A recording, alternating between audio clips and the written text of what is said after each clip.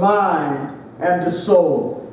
In Jesus' name, amen. Giving all honor to the Alpha and the Omega, the beginning and end of all life. To my brothers and sisters in the ministry, thank you for your support. You, the waiting congregation, thank you for your support.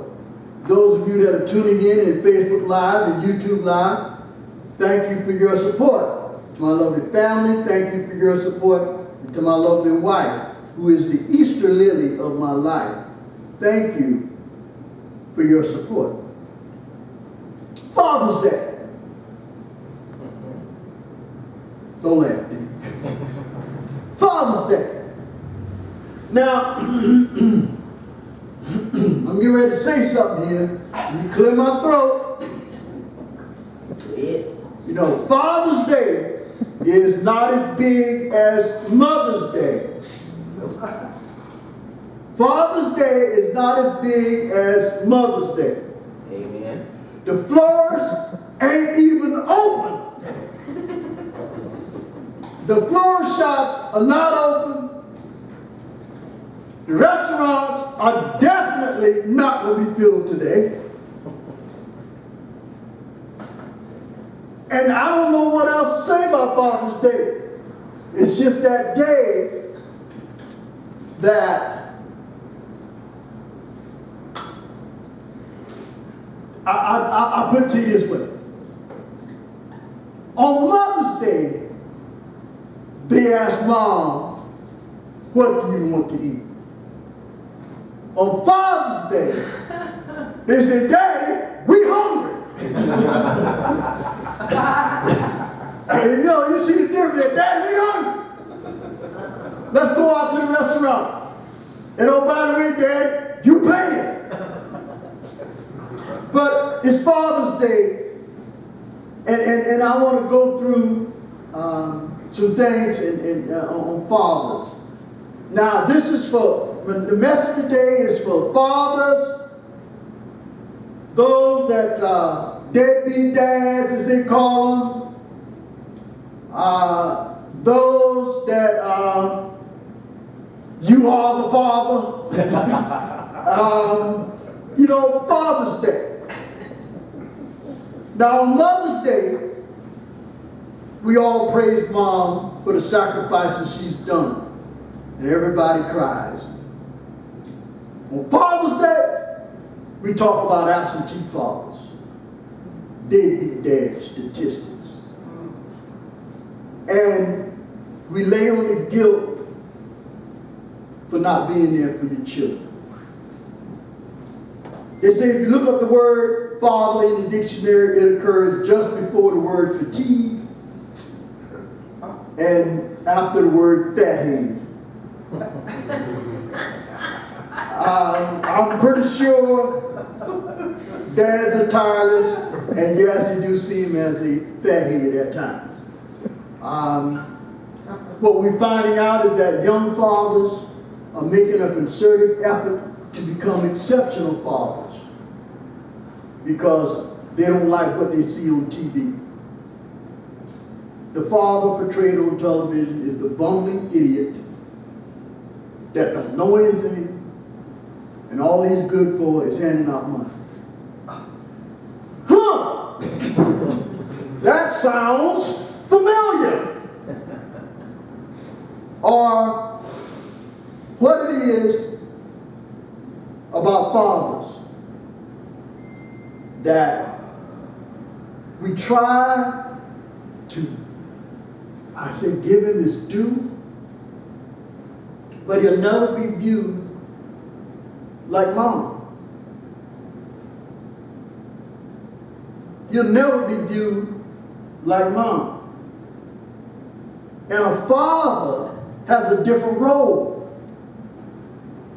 His role is more of comfort, security, and as I would say, the paycheck. Because when everybody's sitting around the table and they're hungry, they're looking at Daddy. Mama got all the money, but they're looking at you. Like, again, we hungry. What are we going to eat? Not, Daddy, what are you going to eat? It's what is we going to eat. And dads kind of get the short end of the stick.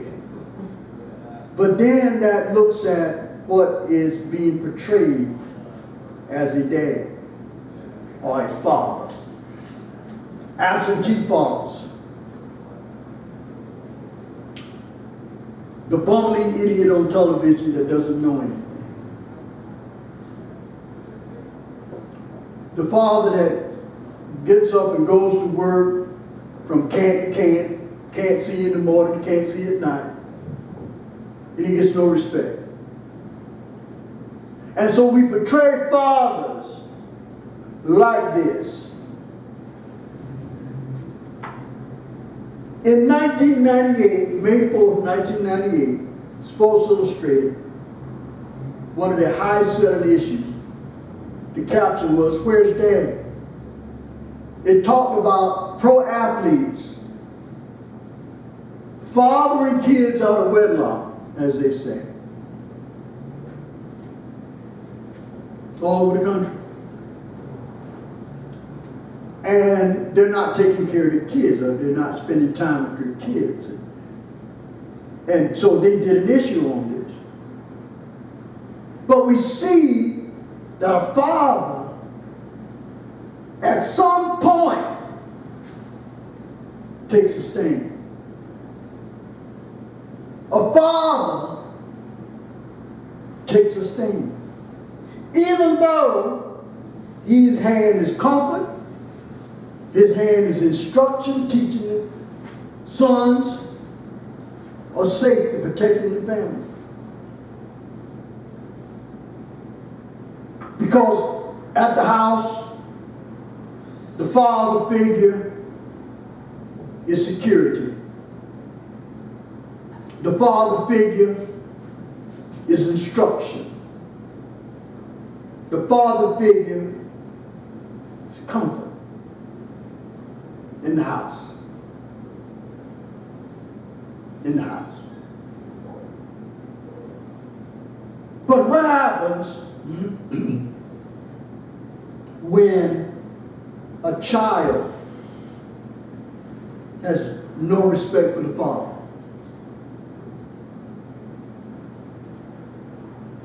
What do you say to that child when they don't see their father?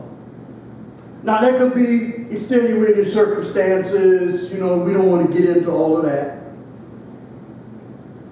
But fathers have different names.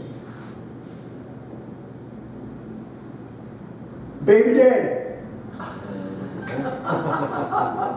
It ain't got a name. Baby daddy. Or dad. Oh, that's just dad. Pops. Whatever. But it's the father figure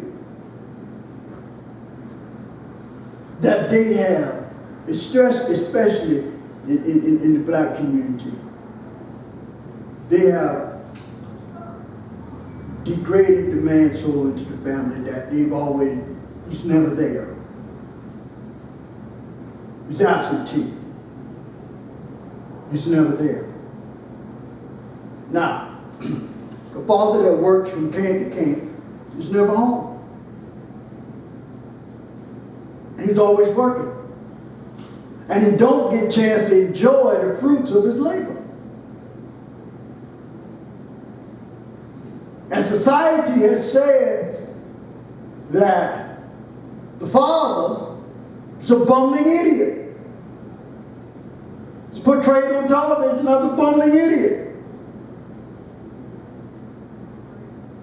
So what is it? Well, I got a definition of father. A small boy's definition of Father's Day says, just like Mother's Day, only you don't spend as much.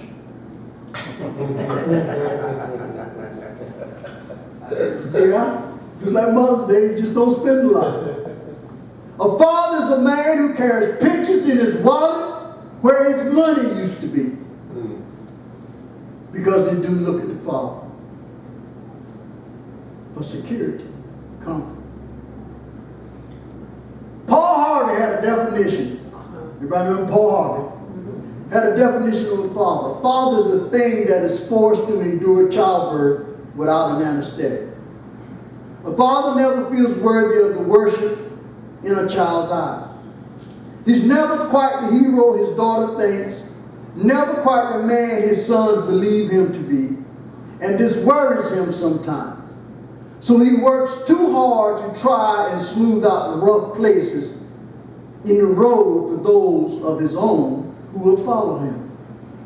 Fathers are what give daughters away to other men who aren't nearly good enough, so they can have grandchildren who are smarter than anybody else's. Fathers make bets with insurance companies about who will live the longest. One day they lose, and the bet is paid off to the part of them they leave behind. A father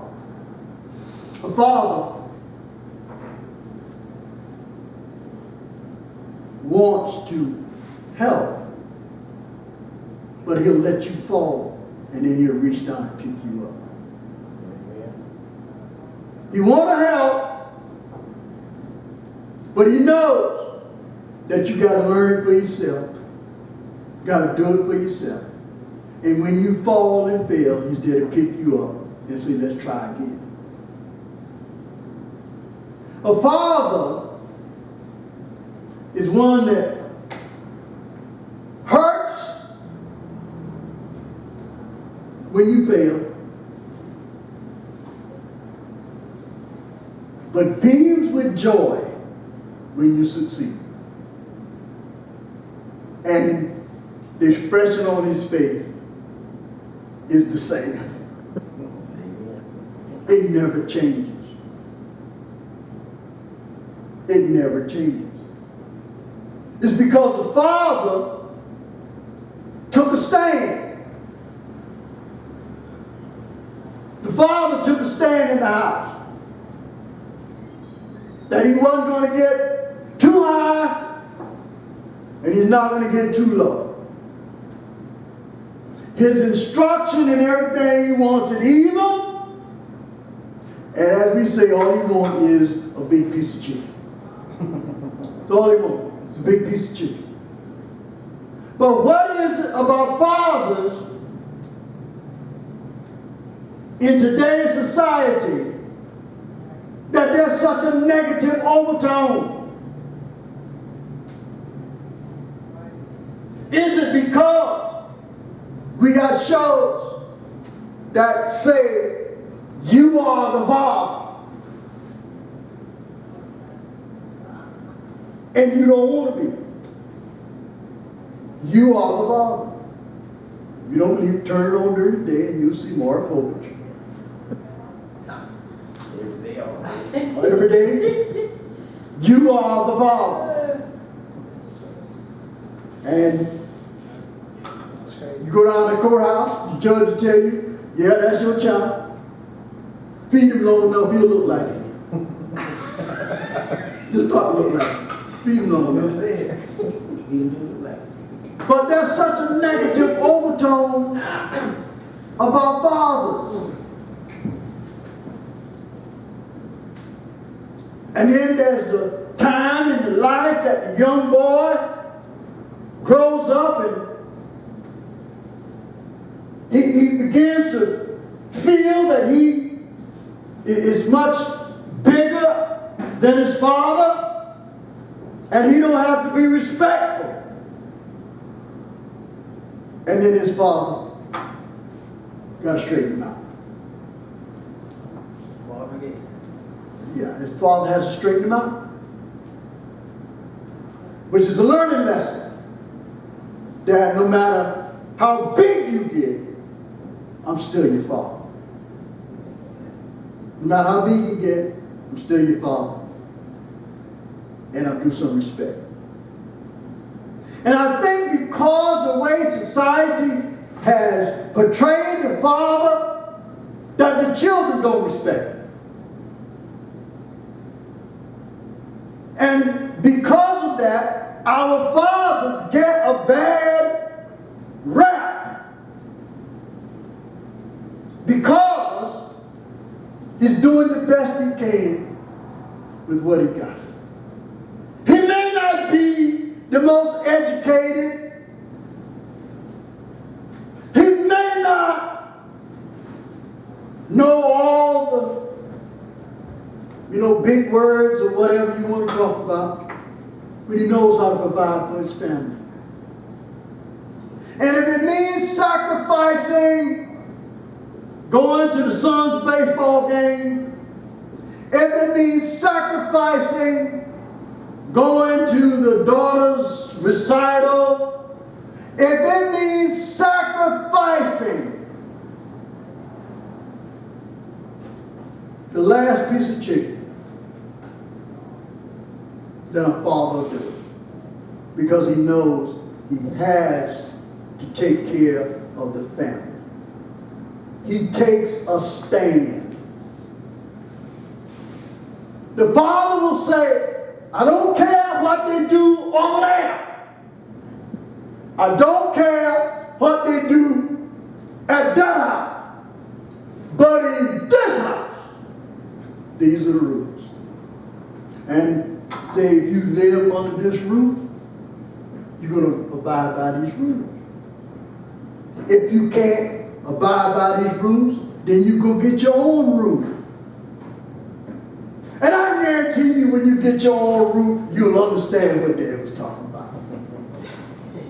I guarantee you that when you get your roof, then you'll understand what the Dad was talking about. As I always say, the older I get, the smarter my dad gets. The older I get, the smarter my dad gets. Because everything he told me, God rest his soul, everything he told me. As I said before, if I listened to half of what he said, I wouldn't believe none of the trouble. If I don't listen to half. But growing up, as a teenager,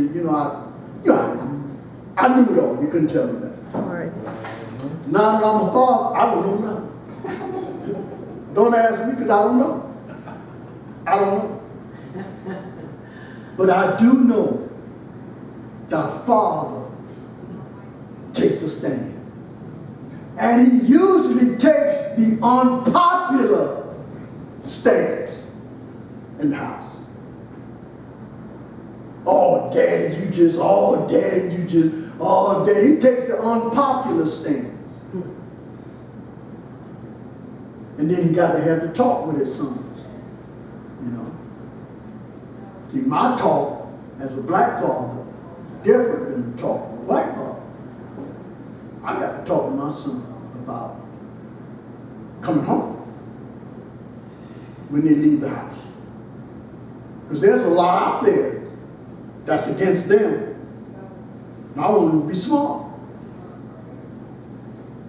So when we talk about fathers and the negative overtone that is associated with them, now we understand why. It's because society has put them up to be bumbling idiots, deadbeat,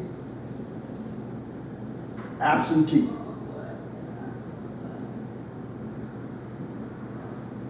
They know the mama, but they don't know the dad. Because the dad is working. Mama attends all the school functions and all of that, and she makes not excuses, but she makes that the daddy's working. He can't be here. And those are sacrifices that dads make. Now as a father, it hurts him inside that he can't attend these functions, that he can't be there when the little one gets off the bus. And usually on the weekend, he's doing house things around the house. So it's very difficult for the father to actually be the father that we think a father should be. But he's the disciplinarian of the house. Mama says, well, wait till your daddy get home. Wait till your father get home. And then you already start crying. Get the cry ready. Because father's coming home. And usually when he comes home, he's tired. The world done beat him up all day. And all he wants is a cold glass of water. And as soon as he walks in the house, they bombard him. He don't have time to rest. But a father takes a stand in the house. A father takes a stand in the house that this ain't going. And he takes the unpopular stance. The unpopular stance. Usually, when the father makes a decision, he's out there by himself. A lot of times he's by himself. But he knows, and you know, and everybody else in the house knows, it ain't going. It ain't going. The father took a stand. Now my message today is Joshua chapter 24. Joshua can be found in the Old Testament. If you're looking in the New Testament, you're looking in the wrong place. If you can't find it, look in your table of content, and you will see the book of Joshua. Joshua chapter 24. Now Joshua, they done crossed the Jordan. They done been Jericho. They done conquered Jericho. They done many battles. Then God gave them a rest. And now Joshua is up in age. Joshua is up in age now. And we remember Joshua as one of the spies that went over and came back and said, we can take them, while the rest of them said, we're going to turn and go back. Joshua said, not tonight. I ain't going. That Joshua. The Joshua that said, y'all come on, we're going to cross the Jordan now. But when you see the Ark of the Covenant, don't get no closer so you know which way to go. That Joshua.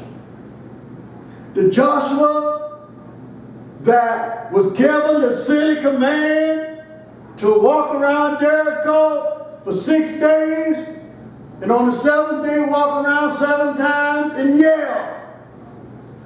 That Joshua. The Joshua that when they went out to battle, they were losing the battle, and Joshua called on God, and God said, remember when I told you to don't take nothing, leave everything? Somebody brought some stuff. That Joshua. Joshua had his family stoned. That Joshua. As I said before, Joshua was 8-track, and he brought over some MP3s. They had no idea. That Joshua. Joshua now is up in age. Joshua is up in age. Joshua 24 And I'm reading from the King James Version, starting at verse 1. And Joshua gathered all the tribes of Israel to Shechem, and called for the elders of Israel, and for their heads, and for their judges, and for their officers, and they presented themselves before God. And Joshua said unto all the people, Thus saith the Lord God of Israel, Your fathers dwelt on the other side of the flood in old time, even Terah, the father of Abraham, and the father of Nahor, and they served other gods. And I took your father Abraham from the other side of the flood, and led him throughout all the land of Canaan, and multiplied his seed, and gave him Isaac. And I gave unto Isaac Jacob and Esau. And I gave unto Esau Mount Seir to possess it. But Jacob and his children went down into Egypt. I sent Moses also and Aaron, and I plagued Egypt, according to that which I did among them, and afterwards I brought you out. And I brought your fathers out of Egypt. And ye came into the sea, and the Egyptians pursued after your fathers with chariots and horsemen unto the Red Sea. And when they cried unto the Lord, he put darkness between you and the Egyptians, and brought the sea upon them and covered them. And your eyes have seen what I have done in Egypt. And ye dwelt in the wilderness along the seas. And I brought you into the land of the Amorites, which dwelt on the other side of Jordan. And they fought with you, and I gave them into your hand, that ye might possess their land. And I destroyed them from before you. Then Balak, the son of Zippor, king of Moab, arose and warred against Israel, and sent and called Balaam, and the son of Beor, to curse you. But I would not hearken unto Balaam. Therefore he blessed you still. So I delivered you out of his hand. And ye went over Jordan, and came unto Jericho. And the men of Jericho fought against you, the Amorites, and the Perizzites, and the Canaanites, and the Hittites, and the Girgashites, and the Hivites, and the Jebusites, and I delivered them into your hand. And I sent the hornet before you, which drave them out from before you, even the two kings of the Amorites. But not with thy sword, nor with thy bow. And I have given you a land for which ye did not labor, and cities which ye built not, and ye dwell in them. Of the vineyards and the olive yards which ye planted not, do ye eat. Now therefore fear the Lord, and serve him in sincerity and in truth, and put away the gods from which your fathers served on the other side of the flood, and in Egypt, and serve ye the Lord. And if it seem evil unto you to serve the Lord, choose you this day whom ye will serve, whether the gods which your fathers served that were on the other side of the flood, or the gods of the Amorites, in whose land ye dwell. But as for me and my house, we will serve the Lord. As for me and my house, we will serve the Lord. Joshua, up in age, called all the people of Israel, and he laid the Lord out. He said, look at here.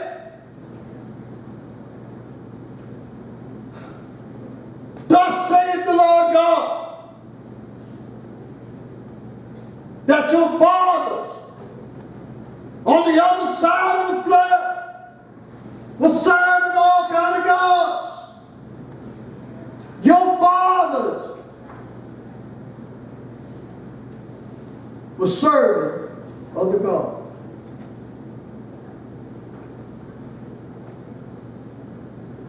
Father Abraham, he numbered his seed, and he took him and led him throughout the land of Canaan, and he gave him his son Isaac. And he said, I gave to Isaac, Jacob, and Esau, and I gave to him land to possess. That's how y'all got to Egypt. Because Esau went to Mount Seir and Jacob went down to Egypt. That's how y'all ended up in Egypt. And Jacob with his sons. Then he said with Moses and Aaron and what God had done. Let my people go. And when they pursued him, crossing the Red Sea, they perished. God said, this is what I did.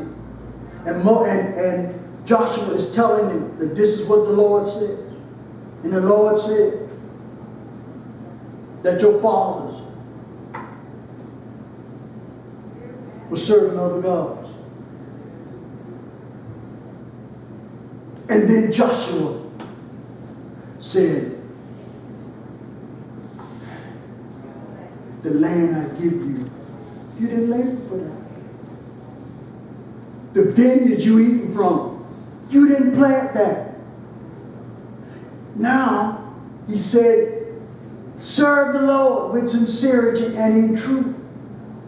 But then he says, if it's evil, if you think it's evil, if it seems evil to you to serve the Lord, then he said, choose you this day. Choose you this day.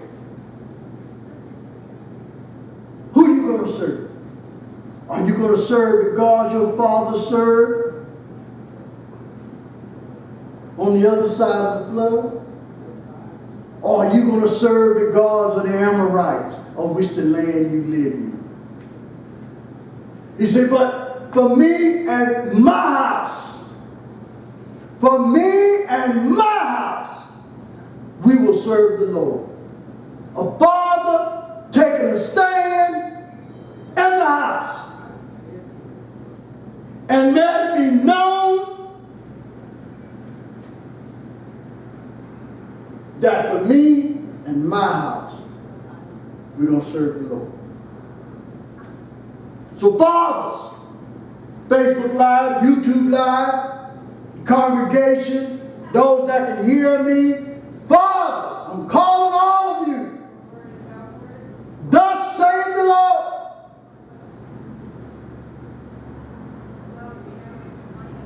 Whom are you going to serve today? Fathers, God took care of you just like he took care of your forefathers.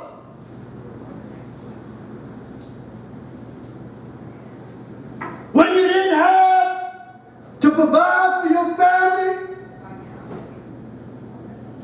I provided.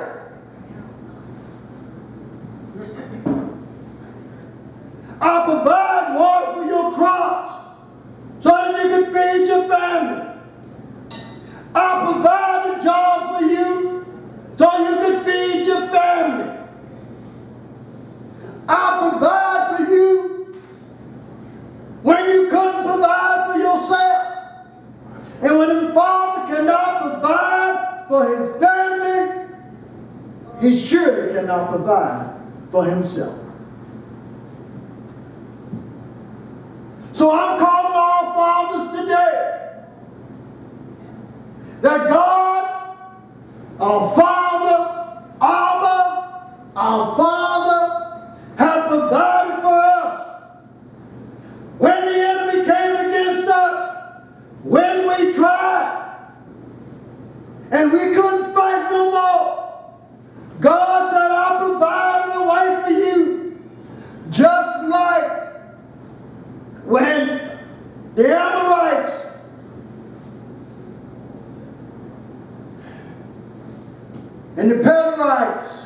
and the Hittites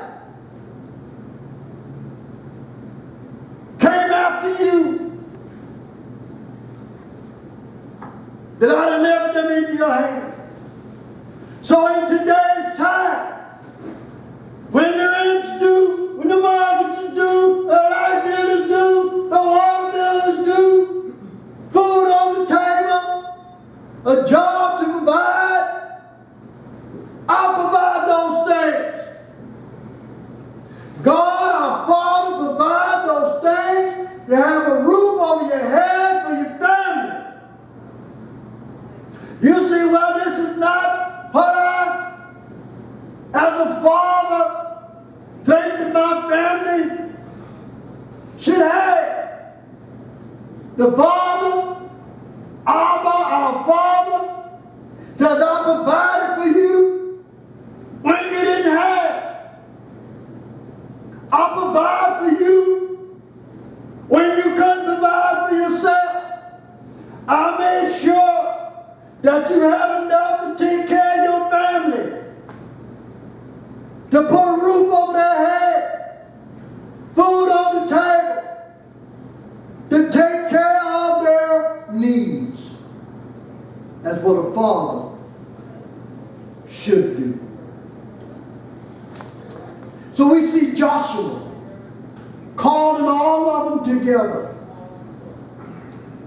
And his main statement is that remember what your forefathers on the other side of the flood, they were serving other gods. They put other gods, other things before you. But Joshua said that remember what the Lord God has done. That he has provided. He has delivered the enemy into your hands. So even today, God delivers the enemy into the Father's hand so that the Father can provide for his family. So that the Father will make sure that his family is safe. That he will provide for the Father to make sure that he's the Father that God wants him to be. And so when the enemy comes at us, Father wants to fight. The Father wants to fight. But God said, that's my battle. You follow my statutes and commands. I'll take care. I will make sure that you have everything you need to be the father, the best father you can be. But society fights against us. Society fights against us. That when we go out, the father goes out to work, the world beats him up, and then sends him home. And the father, to provide for his family, has to make the sacrifices that others don't make. A father has to sacrifice not going to the son's baseball game. The father had to sacrifice not going to the daughter's recital. Things a father has to sacrifice for his family. But Joshua took a stand. Joshua said, for me and my house,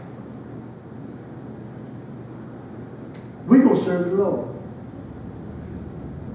And he said that if you think serving God is evil and you don't want to do it, then choose this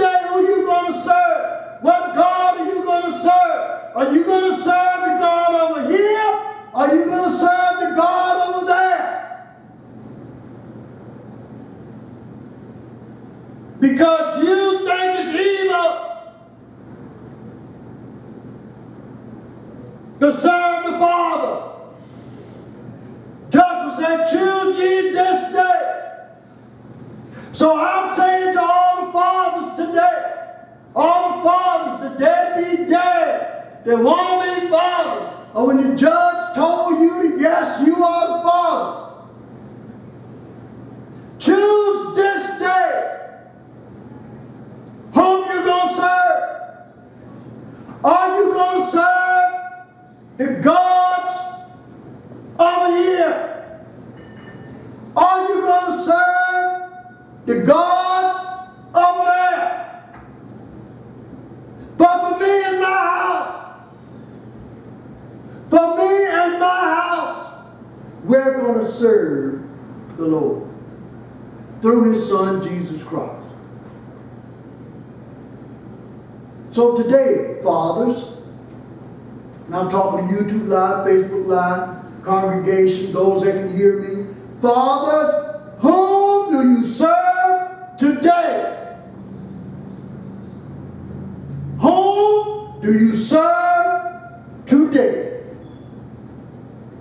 Are you going to serve the God of your fathers, or are you going to break the generational curse? Are you going to serve the fathers of your friend that lead you astray? Are you going to serve the gods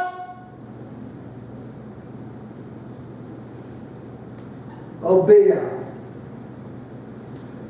Are you going to serve the gods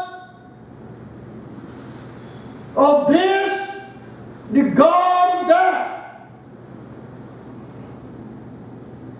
But I'm here to tell you, for me and my house, we're going to serve the Lord through his son, Jesus Christ. Joshua took a stand. Joshua took a father's stand.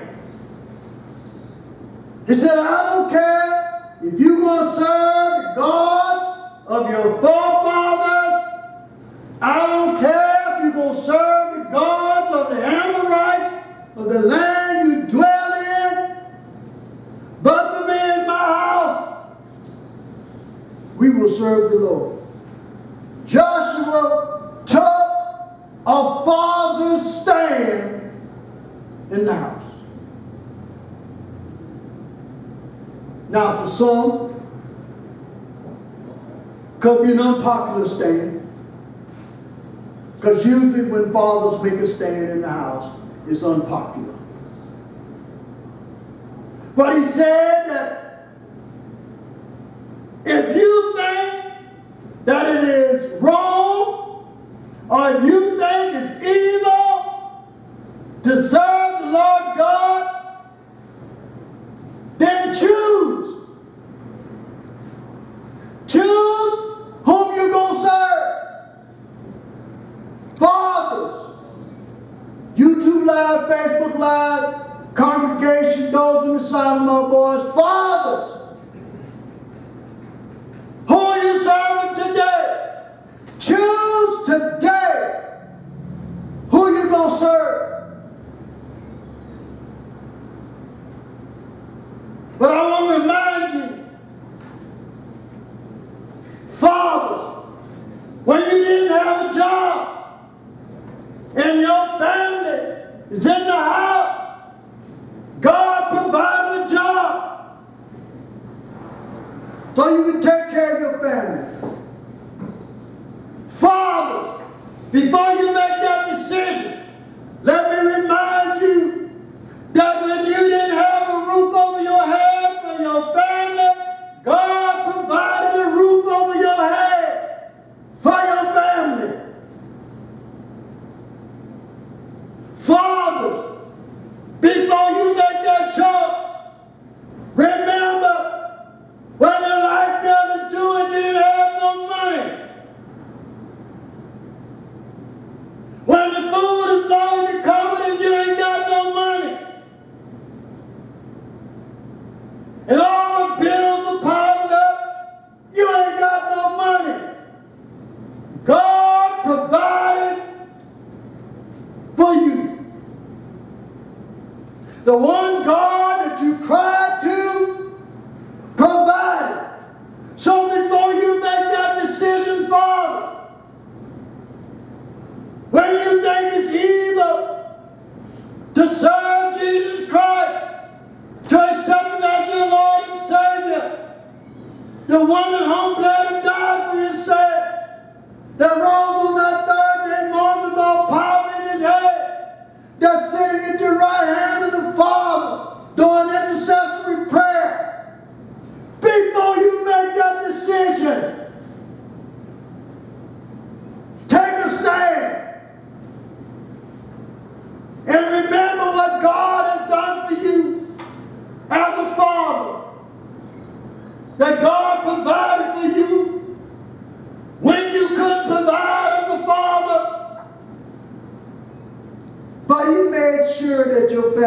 taken care of. You didn't tell them that God provided. All you told them was, I got hired today. I got a job. You didn't bother to tell them that you didn't have any money. But somehow, God sent some your way so that you could buy milk for the babies. That you could put food on the table. So fathers, before you